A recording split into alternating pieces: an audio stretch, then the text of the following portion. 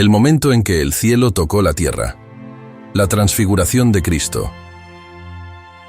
¿Te has imaginado alguna vez estar en un momento cotidiano, junto a alguien que conoces, y de repente presenciar algo tan extraordinario, tan misterioso, que cambie por completo tu percepción de la vida? Eso fue exactamente lo que ocurrió con Pedro, Santiago y Juan cuando presenciaron la transfiguración de Jesús. Esta historia, narrada en los evangelios de Mateo, Marcos y Lucas, es una de las más místicas y poderosas de la Biblia. Hoy, vamos a explorar cada detalle de este acontecimiento. Si alguna vez te has preguntado cuál es el verdadero poder y propósito de Jesús, qué significa su gloria para ti hoy, entonces quédate conmigo. En los próximos minutos, descubrirás secretos profundos, una revelación que pocos presenciaron, y lo que esta experiencia puede hacer por tu vida espiritual. Piensa por un momento. ¿Alguna vez has tenido dudas sobre el futuro? ¿Has sentido miedo ante lo desconocido? Los discípulos estaban pasando por exactamente lo mismo. Y fue en ese momento de incertidumbre y angustia cuando Jesús se reveló de una manera completamente nueva.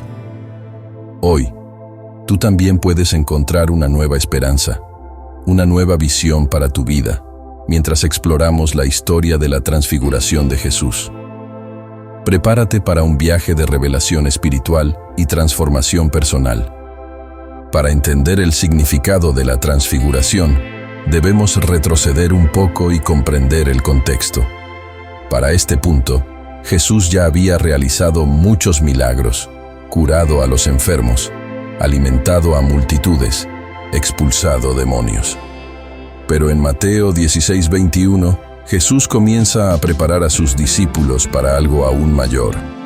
Él revela que iba a sufrir, ser asesinado y al tercer día, resucitar.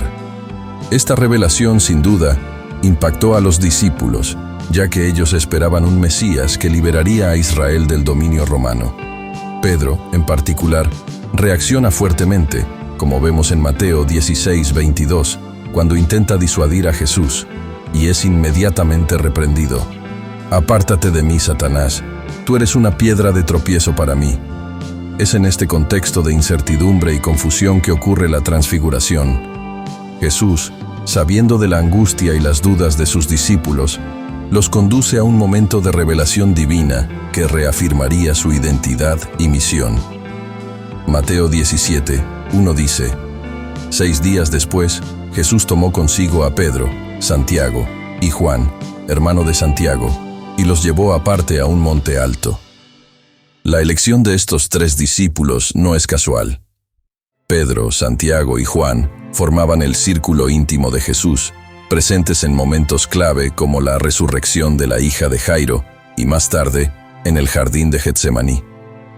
Pero ¿por qué Jesús los llevó a un monte?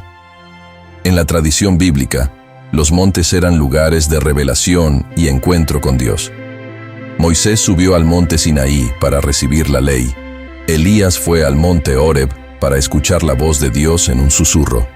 Ahora, estos 3 discípulos serían testigos de algo aún más grandioso. Imagina la expectativa que tenían.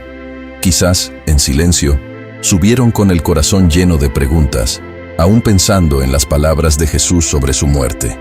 Y entonces, en la cima de ese monte, ocurre lo extraordinario. En Mateo 17:2 leemos: «Allí él se transfiguró delante de ellos. Su rostro resplandeció como el sol, y sus vestiduras se volvieron blancas como la luz».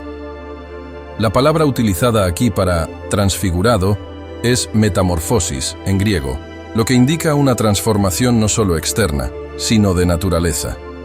Jesús no estaba solo reflejando la gloria de Dios. Él era la propia gloria de Dios. Lo que los discípulos vieron fue la manifestación visible de la divinidad de Jesús. Esa luz que emanaba de él era la gloria de Dios.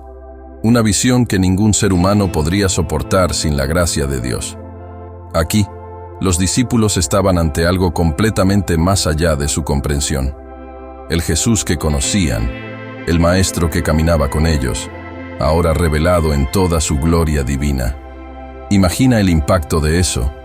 nunca más verían a Jesús de la misma manera. Mientras aún procesaban lo que estaban viendo, ocurre otro misterio. Moisés y Elías aparecen al lado de Jesús, conversando con él. En Lucas 9:30-31 leemos: Dos hombres, Moisés y Elías, aparecieron en gloriosa majestad, hablando con Jesús.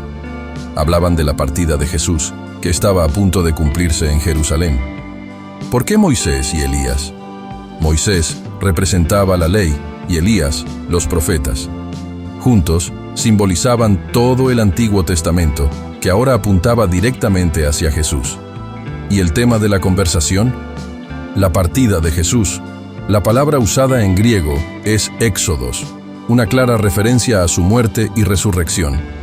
Así como Moisés guió al pueblo de Dios en el primer éxodo, Jesús estaba a punto de liderar un nuevo éxodo, la liberación definitiva de la humanidad del pecado.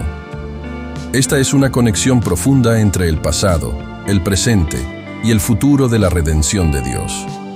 Moisés, Elías y Jesús, unidos en la misión redentora de Dios para la humanidad.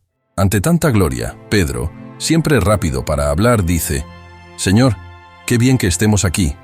Si quieres, haré 3 tiendas, una para ti, otra para Moisés y otra para Elías. Mateo 17:4.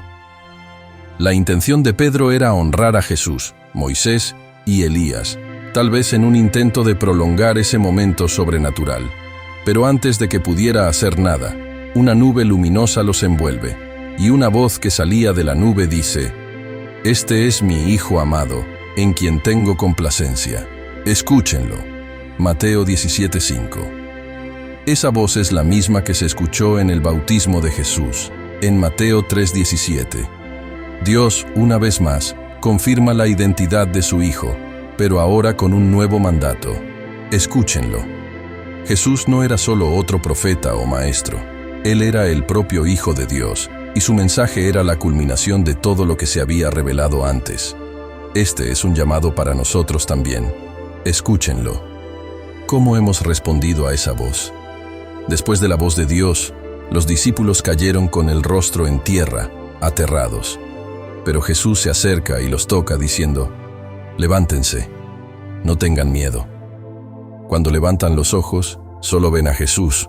Mateo 17:6-8.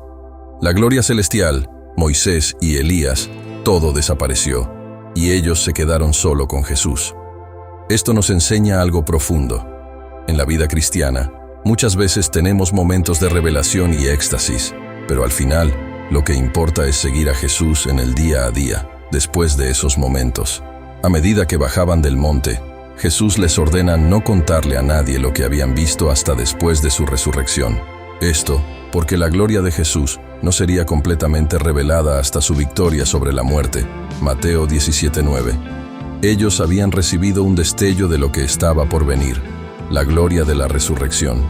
La transfiguración nos enseña que la gloria de Jesús siempre estuvo presente, pero por un tiempo fue velada. Nos recuerda que el Jesús que caminó con los discípulos, el Jesús que murió en la cruz, es el mismo Jesús glorificado que reina hoy. También nos da esperanza de que, un día, nosotros también seremos transformados a la imagen de su gloria, como nos dice 2 Corintios 3:18. Y todos nosotros, con el rostro descubierto, contemplando como en un espejo la gloria del Señor, somos transformados de gloria en gloria a su misma imagen.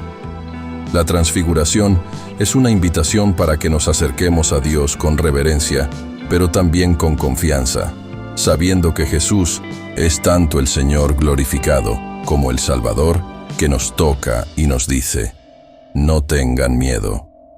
Así como los discípulos bajaron de aquella montaña con una nueva visión de quién era Jesús, somos llamados a descender de nuestros momentos de encuentro con Dios, listos para compartir esta verdad con el mundo.